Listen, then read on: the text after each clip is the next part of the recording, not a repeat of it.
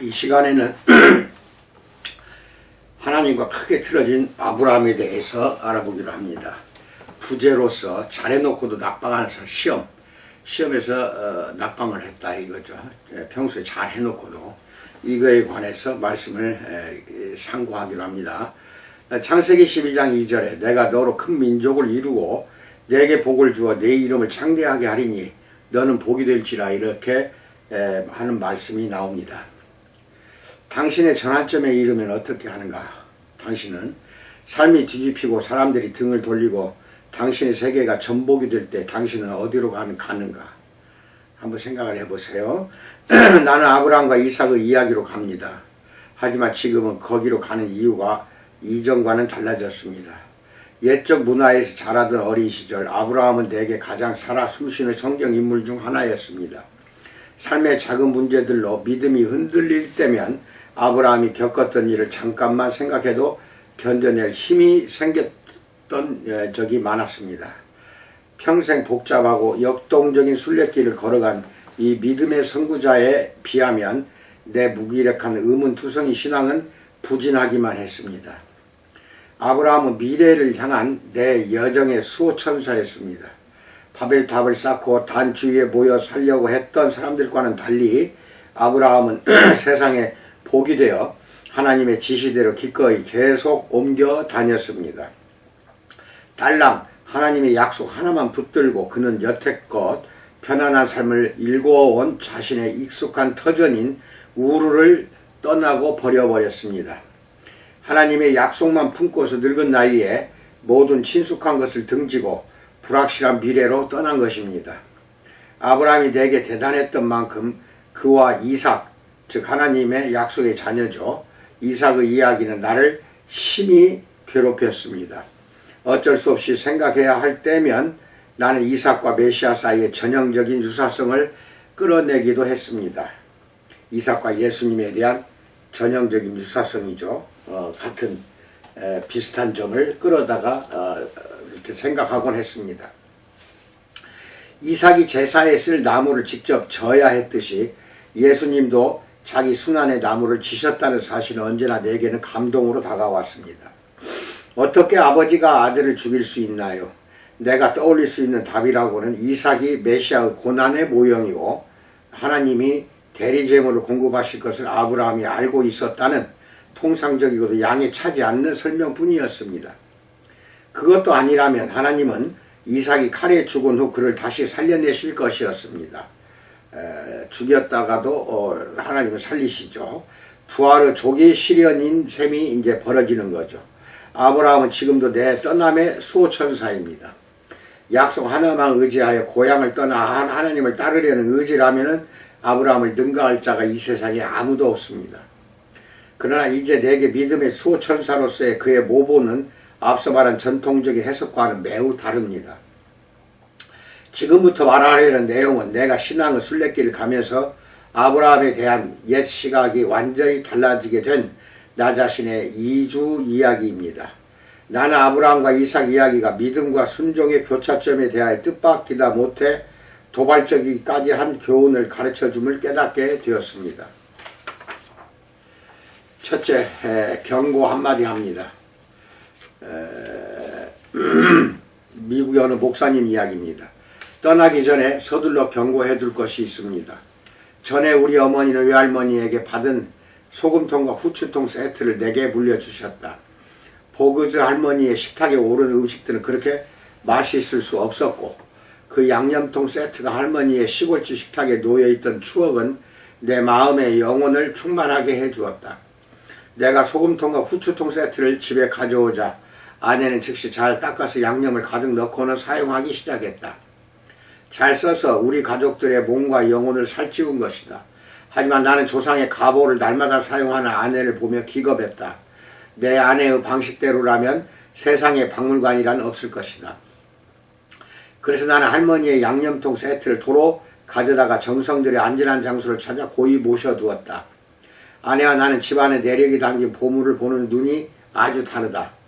당신도 나처럼 손대지 말고 보기만 하라 하는 방식을 선호한다면 이번 설교와 다음 설교를 건너뛰어도 좋다. 건너뛰지 않고 그냥 들을 거라면은 성경의 보물에 대한 내 예우가 혹 부당해 보이더라도 미리 내 사과를 받아주기 바란다. 반대로 당신은 내 아내 쪽에 더 가까워서 가보를 만지고 느낄 때 더욱 마음이 풍성해질지도 모른다. 계속 사용하는 것이 조상을 예우하고 조상과 교류하는 길이라고 믿는 것이다. 만약 그렇다면 다음 두 설교는 사과가 필요 없이 당신을 위한 것일 수가 있다. 두 번째로 믿음의 시험에 통과하는 법에 대해서 알아봅니다. 예루살렘에 있는 바위의 돔은 세상에서 가장 다툼이 치열한 지금 성소입니다. 세상의 유일신 종교 중 기독교, 유대교, 이슬람교 세 곳의 성지인 곳이 예루살렘입니다. 그리스도인들에게 이곳은 예수님이 비유를 가르치시던 바위입니다.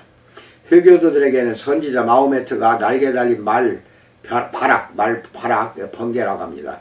바락을 타고 유명한 밤에 승전을 한 거룩한 땅이다. 유대교인들에게는 그 바위는 아브라함이 아들 이삭을 제물로 바치려 했던 곳이자 후에 솔로몬이 웅장한 성전을 지은 곳입니다. 그러나 아브라함이 제사의식으로 친아들의 살해에 동의했다는 이야기에서 불거진 논란에 비한다면 그 땅떼기를 둘러싼 맹렬한 종교적 다툼은 아무것도 아닙니다. 시험이 치러졌던 바위의 돔처럼 아브라함과 이삭 이야기도 세 종교 모두 전통에서 가장 문제가 많은 본문 중에 하나입니다. 전통 유대교에서는 이삭을 제물로 준비한 사건을 아케다라고 하여 아브라함의 10번째이자 가장 큰 시험으로 봅니다.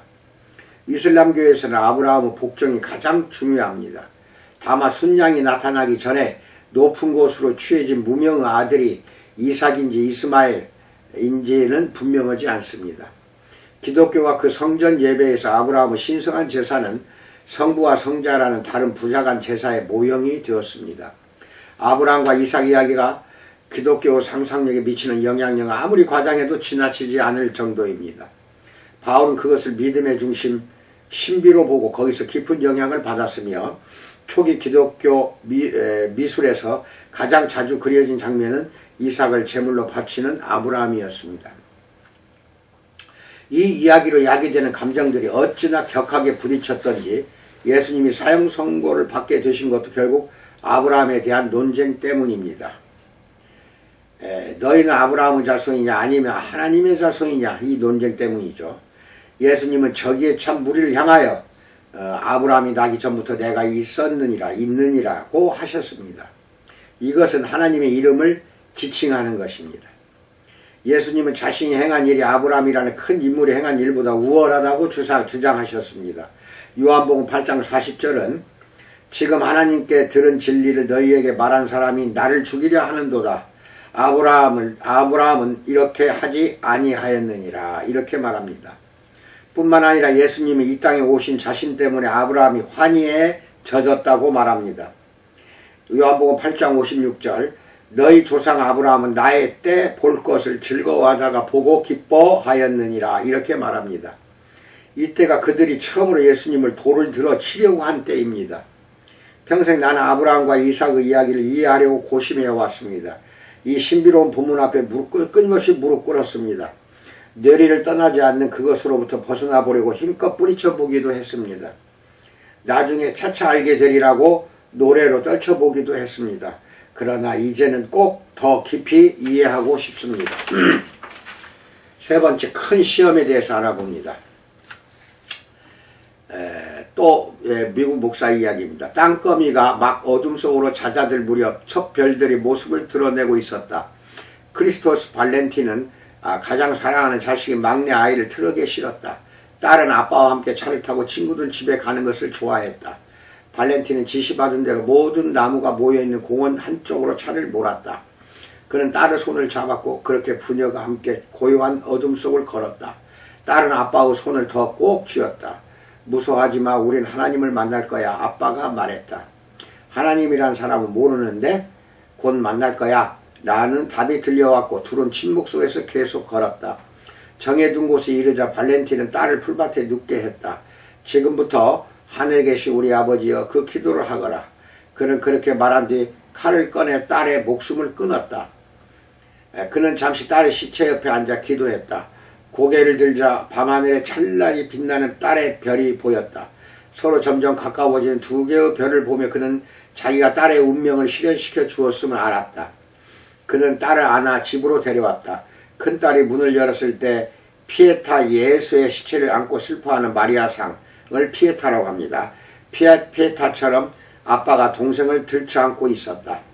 경찰을 불러라. 내가 애를 하나님께 바쳤다. 그가 말했다. 이 이야기는 1990년 1월 6일 밤 캘리포니아주 어느 소읍에서 경찰에 접수된 신고를 요약한 것이다. 막내딸이 크리스마스 영국에서 맡은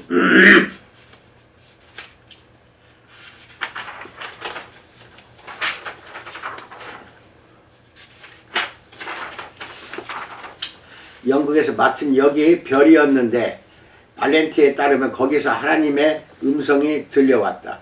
체포된 후 그는 경찰에게 하나님께 그 아이가 필요했습니다. 별 가운데 두시려고 말입니다. 라고 말했다. 크리스토스 발렌티는 가명이다.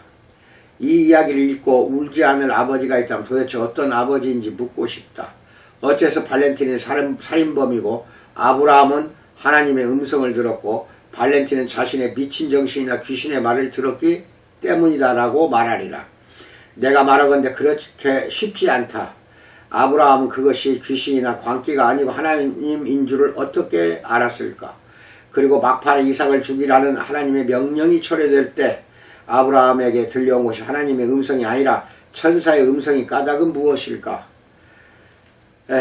이야기에 대한 전통적인 해석, 즉 예수님 당시에 유대인 학자들이 경론을 벌였고 우리 시대 유대교 학교에서 르네상스를 맡고 있는 그런 전통적인 해석에 따르면 하나님은 아브라함에게 10번째이자 마지막 시험을 주셨다. 미드라시 구전 전승을 성경 본문을 해석하고 설명한 유대교 성경 연구 방법이 미드라시인데 이 미드라시에 따르면 아브라함은 점점 어려워지는 9개의 시험을 이미 통과했습니다. 성경에서 시험은 낯선 개념이 아닙니다. 요셉은 그 형들을 시험했고 스바 여왕 솔로몬을 시험했습니다. 예수님도 시험을 받으셨는데 실은 사탄, 바리새인들, 사두개인들, 율법사들의 시험이 끊이지 않았습니다. 예수님은 가끔씩 제자들을 시험하셨습니다. 갈릴리 호수 시험에서 예수님은 배 안에서 주무셨습니다. 잠들어 계실 때도 제자들이 그분을 의지하나 보시기 위함이었습니다. 그들은 시험에서 떨어졌습니다. 제자 빌립도 시험에서 떨어졌는데 실은 예수님이 답을 알려주셔야 했을 정도로 철저히 낙방했습니다. 제자들이 시험에 떨어졌을 때 예수님은 그들을 배 밖이나 교실 밖으로 차내시지 않았습니다. 그분은 그들을 양육하시며 새로운 시험을 주셨습니다. 하나님은 지금도 자녀들에게 시험을 주십니다. 사실 하나님은 친히 내 백성이라고 부르실 나라를 하나님의 시험으로 시작하십니다. 하나님은 아브라함이라는 무명의 유목민을 고국에서 내보내기로 작정하시고 그에게 말뚝을 뽑아 미지의 행선지로 떠나라고 요구하셨습니다. 아브라함은 시험에 통과했습니다. 나중에 이름이 아브라함으로 바뀐 뒤에 하나님은 이 믿음의 사람을 극한까지 밀어붙이기로 하셨습니다. 창세기 18장 말씀에는 앞으로 닥쳐올 대사 큰일이 암시되어 있습니다. 창세기 18장 19절 내가 그로 그 자식과 권속에게 명하여 여호와의 도를 지켜 의와 공도를 행하게 하려고 그를 택하였나니 이는 나 여호와가 아브라함에게 대하여 말한 일을 이루려 함이니라 이렇게 말합니다. 아들을 그것도 약속의 아들을 제물로 바치라고 아브라함에게 명하실 때 하나님은 아브라함이 그 자식과 권속에게 명하여 여호와의 도를 지켜 의와 공도를 행하게 하는 자인지를 여부를 시험하신 것일까 생각해 봅니다. 아브라함은 자식을 죽임으로써 자식에게 의와 공도의 길을 명하게 되는 것일까? 하나님이 아브라함에게 1년의 시험을 주신 것처럼 아브라함도 하나님과 그분의 언약을 시험했습니다. 그의 웃음, 회의, 더 자세히 말해달라고 전능자에게 늘 조른 것이 시험이 아니면 무엇인가요? 이삭이라는 이름은 웃음을 뜻합니다. 그러나 기쁨의 웃음이 아니라 하나님의 약속을 웃음거리로 대하면서 하나님의 발언이 정말 본심인지 매번 증거를 더 원했던 그 부모의 웃음입니다. 하나님은 아브라함의 시험들을 존중하여 8번이나 약속을 되풀이하셨습니다. 아브라함은 하나님께 내막을 완전히 밝혀달라고 요구하기를 주저하지 않았고 그것이 수용되면 그제서야 그런 이상해 보이는 명령들을 따라 움직이곤 했습니다. 그러나 지금 모리아산의 계획적인 제사에서는 형세가 역전되어 하나님이 아브라함을 시험하셨습니다. 이 충실한 종에 대하여 하나님이 알아내려 하셨던 것은 무엇일까요? 그것은 아브라함은 어떤 점수를 받았을까요? 이것이 믿음의 시험이었고 아브라함이 시험을 멋지게 통과했다는 것은 우리도 다 아는 바입니다. 그의 이름은 신약에서 믿음 부분에 명예의 전당에 올랐고 독생자를 선뜻 바쳤다는 구체적인 언급까지도 나옵니다. 대단한 믿음의 사람이 아니고서야 누가 그런 무모해 보이는 명령에 따르겠습니까? 이런 전통적인 시각도 알면 우리에게 만족을 주기는 하지만 그래도 의문이 꼬리를 물 수밖에 없습니다. 과연 아브라함이 이 시험에서 A+를 받았다면 이 이야기의 미결 부분은 물론 상실된 부분이 그토록 많은 까닭은 무엇일까요? 아브라함이 큰 상을 받을 만한 순종을 했다면 이삭을 거의 제물로 바치다시피 한 뒤에 그토록 많은 벌을 받은 이유는 무엇일까요? 네 번째로 믿음에 대한 20가지 질문에 대해서 알아봅니다. 예로부터 랍비들은 모리아산 이야기의 뒤얽힌 논리 속에서 하나님 믿음 순종에 대한 핵심 진리를 찾아내려고 했습니다. 어쩌면 결국 전통적인 해석만이 그때 벌어진 사건과 그 이유를 충실히 이해하는 유일한 길로 밝혀질지도 모르나 지금은 성경 기록으로 뒷받침되는 다른 해석을 잠시 생각해 보기로 합니다. 창세기 22장을 읽을 때 즉각 마음에 떠오르는 몇 가지 질문으로 우리의 탐구 범위를 좁혀봅시다. 스웨렌 키엘케고르는 자신의 고전 두려움과 떨림에서 등장인물 요하네스 드 실렌티오를 통해 시종 자신의 질문을 제기합니다. 예컨대 아브라함은 왜 모리아산에 혼자 가서 이삭 대신 자신을 제물로 바치지 않았는가요? 그러나 나는 질문을 대신 던져줄 등장인물이 없으므로 이 이야기에 대한 20가지 질문을 직접 소개합니다. 첫째, 소돔의 아들, 딸들을 죽이시려는 하나님의 의도를 물었을 때는 그분께 따랐던 아브라함이 왜 무지한 자기 아들을 죽이는 일에 대해서는 그러지 않았는가? 2. 왜 아브라함은 제사 계획을 자기와 가장 가까운 사람들에게 비밀로 했는가? 하나님이 하라고 시키신 일을 그는 왜 사란의 엘리에셀이나 이삭에게 말하지 않았는가? 3. 아브라함이 철저히 인간인 자기 아들을 죽음에 대해 하나님과 씨름한 것보다 완벽한 신인이신 하나님의 아들이 십자가 위에서 자신의 죽음에 대해 아버지와 더 많이 씨름한 것은 왜 그럴까? 네 번째, 아브라함이 하나님께 그토록 특별했다면 왜 그는 에녹과 엘리야처럼 천국으로 승천되지 않았는가? 5번째, 시험 결과가 드러난 후 하나님은 왜 더 이상 아브라함에게 말씀하지 않으셨는가?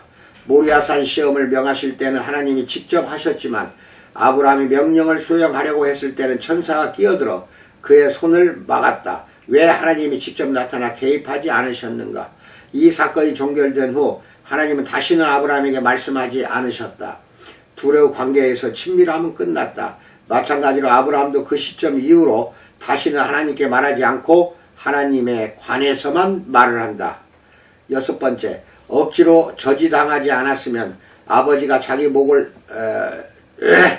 뱄으리라는 사실을 이삭은 어떻게 소화했을까? 칼날이 들이대는 아버지를 응시하며 이삭의 머릿속에 오간 생각은 무엇일까?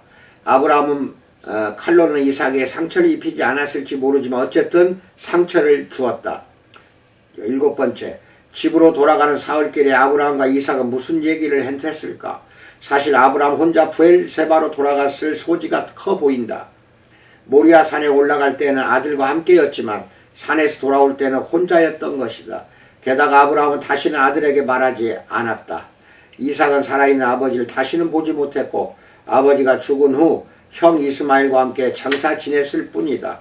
하나님은 제단에서 아브라함에게 아들을 돌려주셨지만 아브라함은 끝내 아들을 돌려받지 못했다. 8. 아브라함의 믿음이 승리 후에 이삭과 아브라함이 더 이상 동행하지 않은 것이 어떻게 좋은 일일 수 있는가? 아브라함은 이삭을 직접 축복하지 못했다.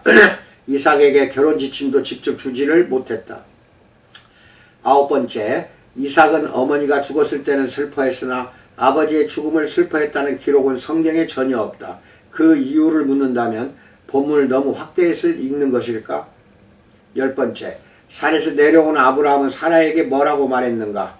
그는 주변 사람들에게 그 일을 끝내 해명하지 않은 것 같은데 그 이유는 무엇일까? 11번째, 왜 사라는 이 이야기가 끝나는 시점에서 죽었는가? 이삭과 함께 모리아 산으로 가는 이유에 대해 아브라함이 사전에 사라에게 이런 방구도 하지 않았음을 기억하라. 그래서 남편이 돌아오자 사라는 아들이 죽을 뻔했다는 말을 듣고 충격을 받아 죽었을까? 남편이 그런 일을 하려 했다는 사실에 그녀는 넋을 잃었을까? 이삭은 어머니를 사별한 후 리브가에게서 위로를 얻는다. 그러나 아브라함은 아들을 위로하려고 집에 있었다는 징후조차 없다. 12번째, 하나님은 왜 굳이 그분 백성의 이름을 아브라함이 아닌 야곱, 즉 이스라엘, 씨름하는 자의 이름을 따서 붙이셨을까? 13번째, 아브라함은 제사가 중단된 장소를 왜 여호와께서 준비하심이라고 불렀을까? 충절이나 하나님을 경외함이 아니고 겨우 여호와께서 준비하심인가?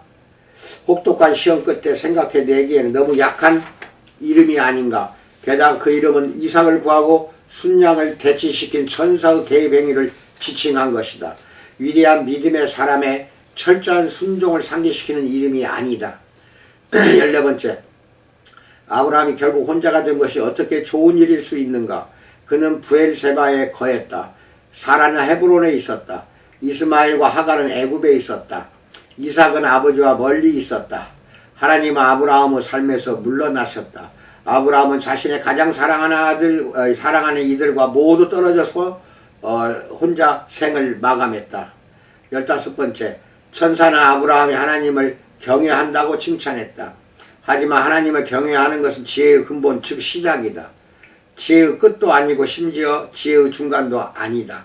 그 시기에 아브라함이면 진도가 더 나가 있어야 하는 거 아닌가? 16번째, 아브라함은 사환들에게 내가 아이와 함께 가서 예배하는 동안 짐승들과 함께 기다리라고 했다. 여기서 W. 에저튼의 질문을 그대로 옮겨본다. 어째서 제사가 아니고 예배인가?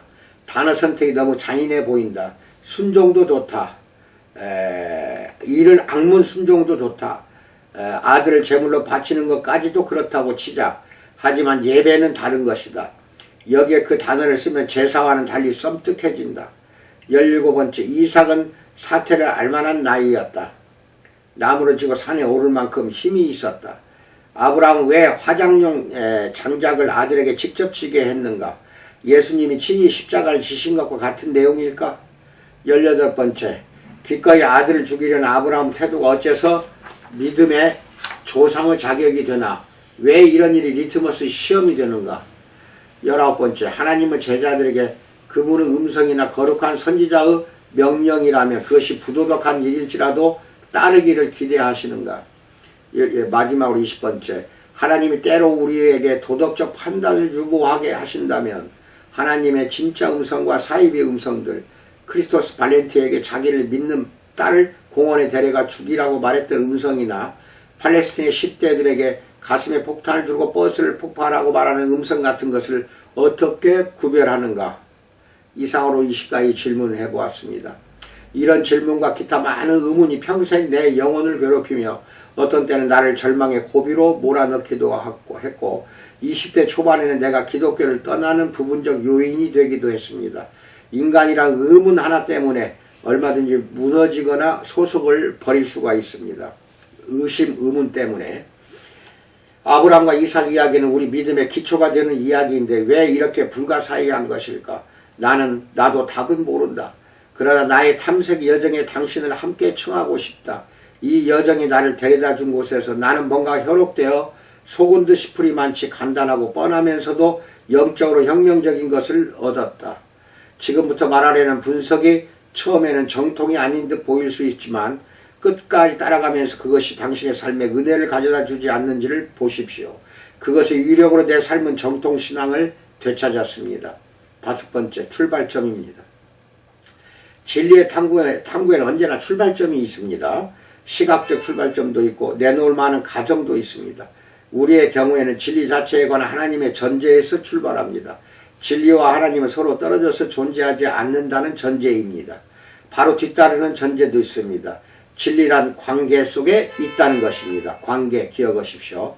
하나님은 인격적인 하나님이시고 하나님과 진리는 서로 같은 것이므로 진리가 관계 속에 존재한다는 것은 당연합니다. 거꾸로 관계와 무관하게 단독으로 떨어져 존재하는 진리라는 것은 없다는 것입니다. 다르게 표현하면 삶다운 삶은 오직 하나님 삶 관계뿐입니다. 인간됨의 본질은 우리의 자유의지나 합리성이 아닙니다. 인간됨의 본질은 하나님과 관계 맺을 수 있는 우리의 역량입니다. 그 역량이 중요합니다. 그것이 진리입니다. 이런 주장은 상식처럼 보입니다. 절대 진리를 믿는 그리스도인들에겐 특히 그렇습니다. 물론 하나님과 진리 사이에는 불가분의 고리가 있습니다. 그러나 진리를 관계 속에서 추구해야 할 필요성이 그다지 자명하지는 않습니다. 그것을 밝히려면 훨씬 깊이 이제는 들어가야 합니다. 아브라함과 이삭 이야기를 통해 참 신앙을 되찾기 전에 아직 씨름 중일 때 나는 하나님이 아브라함에게 주신 시험에 두 부분이 있을 수 있음을 보았습니다. 제1부는 순종시험에서는 너는 무슨 일이 있어도 내게 순종하겠느냐? 너는 나를 경외하느냐? 같은 객관식 문제가 출제되었습니다. 일종의 OX 시험인 이 순종시험을 아브라함은 만점으로 통과했습니다. 너는 무슨 일이 있어도 내게 순종하겠는가? 아브라함은 만점으로 통과했습니다. 그러나 내가 믿는 바와 같이 이 시험에 제2부가 있다면은 그래서 아브라함이 논술 부분, 즉 우리가 말하는 관계 시험에도 탁월해야 했다면 이 주관식 시험에서 아브라함은 어떤 점수를 받았을까요? 내가 시험이 두 부분으로 되어 있다고 한 이유는 이스라엘 백성의 이야기가 사실상 창세기 12장에서 시작되기 때문입니다. 그때는 하나님이 아브라함에게 우르를 떠나라고 명하시던 때입니다. 하나님이 아브라함에게 아들을 바치라고 명하신 이야기가 나오기 훨씬 전입니다.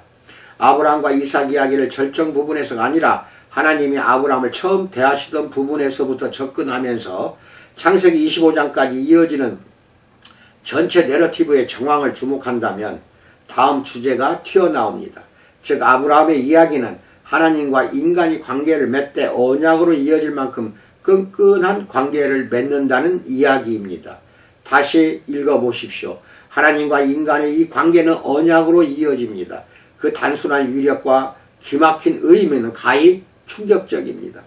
아브라함이 거친 과정은 하나님에 대한 믿음이 깊어지는 과정이 아니었습니다. 대신에 그는 하나님과의 관계에서 성장하고 자라갔습니다.